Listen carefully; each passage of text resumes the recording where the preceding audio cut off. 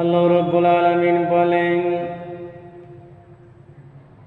ইয়া আইয়ুহাল্লাযীনা আমানু, বন্ধুরে আমার, এই জায়গাতে আল্লাহ রাব্বুল আলামিন কোন ইহুদি খ্রিস্টান নাসারাকে ডেকে বলেননি, কোনো পশু পাখিকে ডেকে বলেননি, কোনো জীব জানোয়ারকে ডেকে বলেননি। এই জায়গাতে আল্লাহ রাব্বুল আলামিন ঈমানদারকে এতই ভালোবাসেন, মুমিনদেরকে এতটাই পছন্দ করেন, ঈমানদারকে এতটাই পছন্দ করেন যে শুধু মুমিনদেরকে কেন্দ্র করে বলছেন, ইয়া আইয়ুহাল্লাযীনা আমানু, হে বিশ্বাসীগণ, হে মুমিনগণ, যারা আমার প্রতি ঈমান নিয়ে এসেছ, যারা আমাকে একত্ববাদ বলে মেনে নিয়েছ, যারা আমাকে ওয়াহদাহু লা শারীক বলে মেনে নিয়েছ, তোমরা শোনো, লা তাকুলুর রিবা যাআফান মুজাআফাতান, ও তোমরা চক্রবৃদ্ধি হারে তোমরা সুদ গ্রহণ করে না, সুদ খেও না।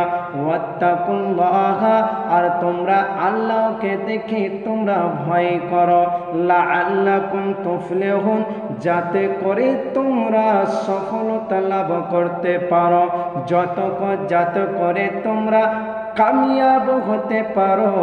অতএব তোমরা কখনো সুদ খেও না, সুদ খাওয়া থেকে তোমরা বিরত থাকো।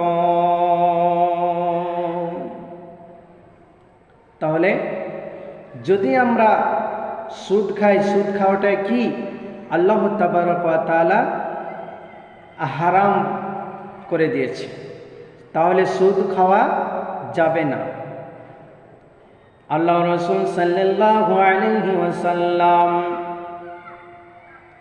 আজ থেকে 1450-1500 বছর আগে বলে দিয়ে গেছেন। হাদিসের রাবি হযরতে জাবের রাদিয়াল্লাহু তাআলা আনহু তিনি বর্ণনা করেছেন, কি বলছেন, যে রাসূলুল্লাহ সাল্লাল্লাহু আলাইহি ওয়াসাল্লাম বলেছেন যে সুদ গ্রহণকারী এবং সুদ প্রদানকারী, সুদ গ্রহণকারী এবং সুদ প্রদানকারী, এরা দুই সাক্ষীর প্রতি আল্লাহ তাবারক ওয়া তাআলার অভিশাপ রয়েছে, লানত রয়েছে। তাই রাসূল কারীম সাল্লাল্লাহু আলাইহি ওয়াসাল্লাম আরো বলেছেন, যে ব্যক্তি সুদ গ্রহণ করবে এবং যে ব্যক্তি সুদ দিবে, যে ব্যক্তি সুদ গ্রহণ করবে আর যে ব্যক্তি সুদ দিবে, তারা উভয় গুনাহতে সমান হয়ে যাবে। তারা উভয় কি হবে, দুজনই সমান, তাদের গুনাহ বরাবর থাকবে। শুধু তাই নয়, আল্লাহ রাসূল সাল্লাল্লাহু আলাইহি ওয়াসাল্লাম আরো বলেন, হযরত আবু হুরায়রা রাদিয়াল্লাহু তাআলা হতে বর্ণিত আছে, তিনি বলেন যে রাসূলুল্লাহ সাল্লাল্লাহু আলাইহি ওয়াসাল্লাম বলেছেন, সুদের পাপের ভাগে 70টি স্তর রয়েছে, সুদের পাপের 70টি স্তর রয়েছে। আর সেই 70টির মধ্যে সবচাইতে যদি আমি সবচাইতে যেটা হলো যে নিজের পিতা মাতার সাথে বিবাহ করা, এটা কি, এটা হচ্ছে 70টি স্তরের মধ্যে সবচাইতে এটা সাধারণ স্তর। সুদের যে 70টি স্তর রয়েছে, এটা হচ্ছে সবচাইতে সাধারণ স্তর, যে নিজের মাতাকে বিবাহ।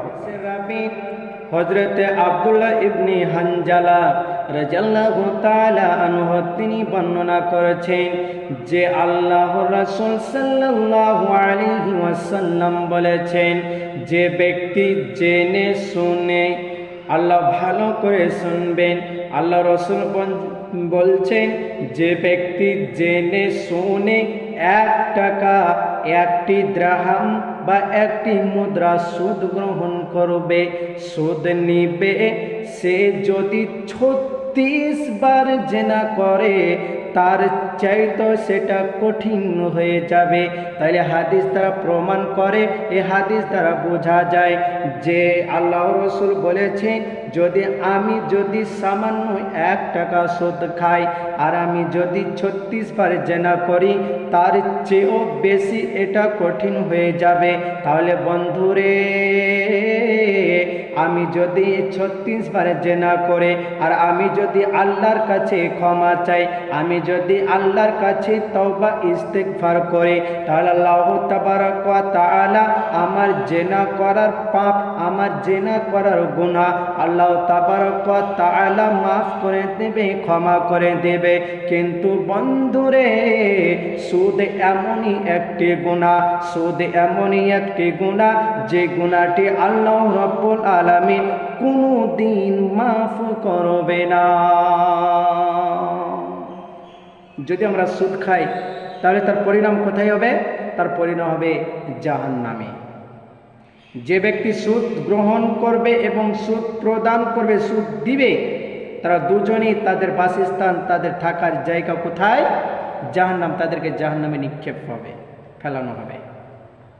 তবে আমাদের উচিত, আমাদের প্রত্যেক মুসলিম উম্মায়ের উচিত, উম্মাতে মুহাম্মাদির উচিত যে আমাদেরকে সুদ গ্রহণ করা থেকে, সুদ খাওয়া থেকে কি করতে হবে? দূরে সরে থাকতে হবে, বেঁচে থাকতে হবে। হে আল্লাহ, তুমি আমাদের প্রত্যেককে, উম্মাতে মুহাম্মাদি প্রত্যেককে তুমি কি করো? সুদ গ্রহণ করা থেকে, সুদ খাওয়া থেকে বেঁচে থাকার তৌফিক দান করুন। সকলে বলুন আমিন।